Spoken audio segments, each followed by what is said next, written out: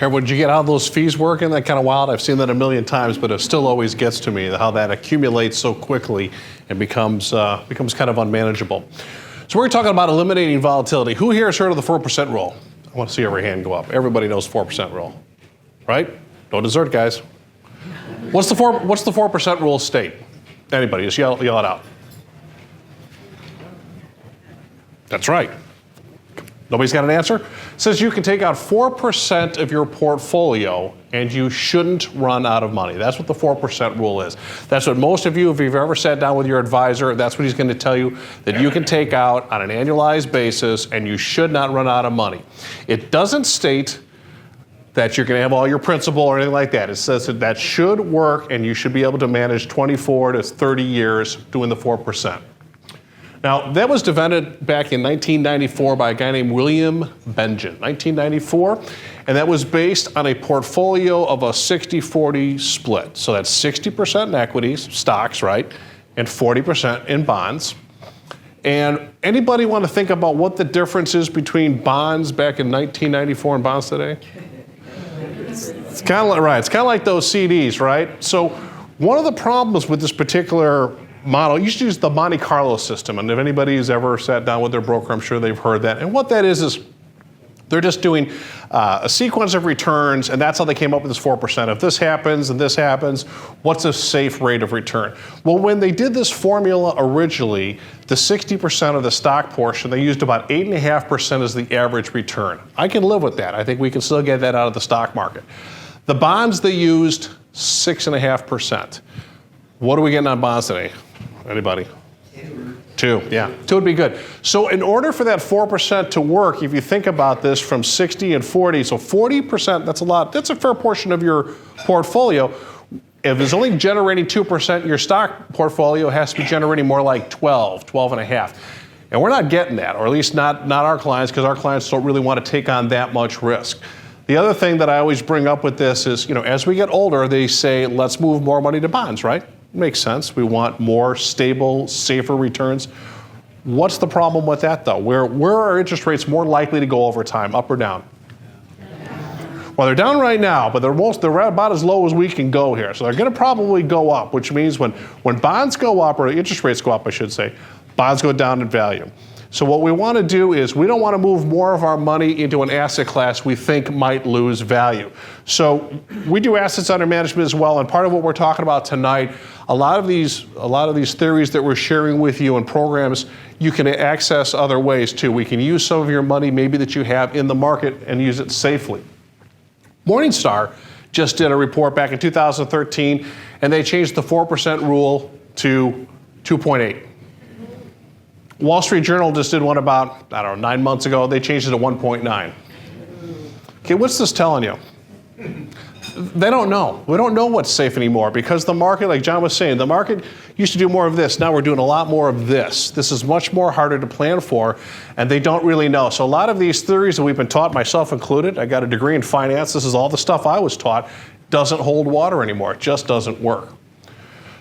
So imagine over the next 10 years, we have 5 years where the market's up 10%, and then 5 years when the market's down 10%. So without thinking too hard, what's your average return? 0. Yeah, that's what I'd say. And I'm guilty of this too. You're in the car, you're listening to the radio, S&P is up 5, S&P is down 5, and you're just thinking, okay, I'm about equal. But that's not really what's happening here. What's happening is that you're losing a little bit on this kind of sideways up and down that we're going in, which is what we're in right now, right? Anybody in the market right now? Kind of going up and down and sideways, not going anywhere? Well, what we do when we go up 10% and down 10%, we're actually taking a little haircut every time we do that. So if it just goes sideways for the next 10 years, we've lost 5% of our original money. Everybody follow that? So what we want to do is we want to get rid of this. We want to get rid of this volatility. That's why we talk about eliminating volatility is going to help your portfolio overall. Because I call this insidious. It's just this little stuff that's happening. It's going sideways while we're just living our life. We call this the dark side of compound interest. So when we lose 10%, we need to make 11% back. When we lose 20%, we need to make 25% back. Doesn't get any better, folks. If you lose 30, 43, 40, you're going to make 67% back. And anybody here back in 2007 take a hit on their portfolio? Yeah, a lot of us did, you know. It was tough, you know, up to that point, if you remember, it looked like the perfect time to retire. Your 401k was going great, your house probably doubled in value, and then this all hit. And we talked to a lot of people we counseled, and they couldn't retire then because now they can't sell the house they want to sell because the market kind of went away, so they can't quit the job because they still need to make these house payments. And if you remember, that took about 8 years for our money to recover. And what we talked about earlier, what John was talking about, we don't want you living that just-in-case retirement. We want you to spend with confidence. And that's tough. If you spend, 8 years of your retirement worrying about just getting your money back, that's kind of tough. So we don't want your retirement to be random. So I'm going to show you exactly how this works. We got two people, Abigail and Melinda. They've saved $1 million. Pretty good, right? It's a lot of money. And they talked to their local broker, and he said you should be in a 60-40 mix. Once again, that's about 60% in stocks, 40% in bonds. I consider that moderate risk, probably appropriate for everybody in the room here. And they want to withdraw $40,000 a year, or 4%, right? So when Abigail retires, market's real stable. She gets 5, 8, 7, 9. This is like a dream come true. I hope when I retire, this is what happens. The market just plugs along in these nice little returns. Then we have poor Melinda, and she retired closer to the year 2007. And when she retired, it was a little bit different story. So the first year out of the boat, she's down 21%.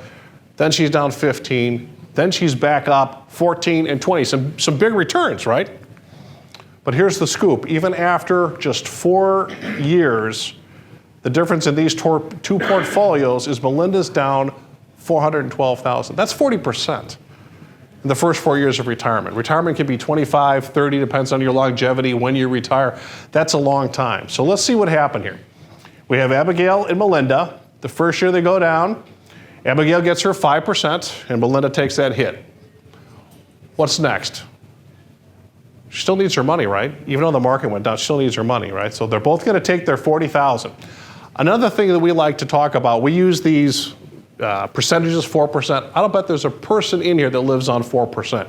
You live on $10,000 a month, $5,000 a month, some real number. It's easier for us to talk about percentages. I don't know how else to put it. But realistically, everybody in this room has a number that they need. That's what you need on a monthly basis. It's not a percentage of your portfolio. It's a typical number that you need. And that's what we need to plan for. So the next year we go through, and Abigail gets her little return of 8%. Melinda takes another hit, another 15% down. But once again, just because the market went down, she didn't stop living. She's taken her 4%. That's what her advisor said she should be able to take for 30 years. She takes her record. Then the next year, Abigail makes 7, and now Melinda makes 14%. That's huge. If you had a moderate portfolio and that's kicking off a 14% return, that's a great return. She still needs her income. And then the last year, once again, Abigail gets her 9%. Now, you can see here that Abigail, this is exactly what we'd like to see your retirement look like. That would be ideal. So she's taken her 4% and it's basically being replaced. That's the ideal situation. That doesn't always happen. Melinda with a 20% return, that is a huge return. It's still maybe a little, too late. Now I'm going to ask you here, what did Melinda do wrong? Anybody? What'd she do wrong? Nothing. She didn't do anything wrong. Timing, 2007. She retired in 2007 versus maybe this year, maybe last year. Don't know. It's very random. If you guys can control that, we'd love to have you come work for us. I don't know what's going to happen here, but we want to be prepared so that we don't take these big hits. That's it. And by the way, if you look at the numbers, the first 5 years of retirement is the most important. If you take a big hit in that time, that has the biggest effect on your retirement. If it comes later in your retirement, you can weather them better. So it's very important that we figure out a way to structure the income that you need so that this doesn't happen to you, because it can be brutal. And we don't want your retirement to be random. We want you to be in control. Just because the market's having a bad day doesn't mean you should. So I'm going to turn this back over to John to let him talk about income riders.